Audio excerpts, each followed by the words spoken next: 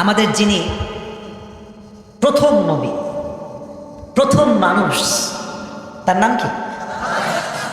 বলেন সবাই, নাম কি? উত্তর সঠিক।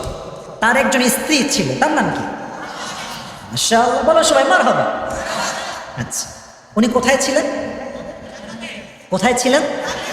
আচ্ছা, উনি একটা নিষিদ্ধ গাছ থেকে ফল খেয়েছিলেন, জানেন আপনারা সবাই?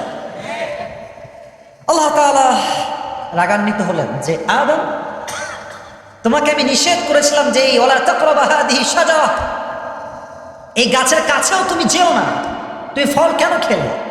উনি চাইলে একটা ঝগড়া করতে পারেন যে আল্লাহ এই ভুলে খেয়ে ফেলছি, না, উনি সঙ্গে সঙ্গে বলেছেন রব্বানা যালামনা আনফুসানা ওয়া ইল্লাম তাগফির লানা ওয়া তারহামনা লানাকুনান্না মিনাল খাসিরিন। আল্লাহ, আমার ভুল হয়ে গেছে, তুমি যদি আমারে ক্ষমা না করো, রহম না করো, আমি ক্ষতিগ্রস্তের মাঝে শামিল হয়ে যাবো, তুমি আমাকে মাফ করে দাও। তিনি মাফ চাওয়ার সঙ্গে সঙ্গে তাকে মাফ করে দিয়েছে। তারপর তিনি দুনিয়াতে আসছে। আচ্ছা, দুনিয়ায় আসার পরে আমরা যেন পথভ্রষ্ট না হয়ে যাই, আমাদেরকে গাইডলাইন দেওয়ার জন্য আল্লাহ তাআলা কোরআনটা দিয়েছেন। এই কোরআনে আল্লাহ তাআলা বলেছেন ওয়াতাসিমু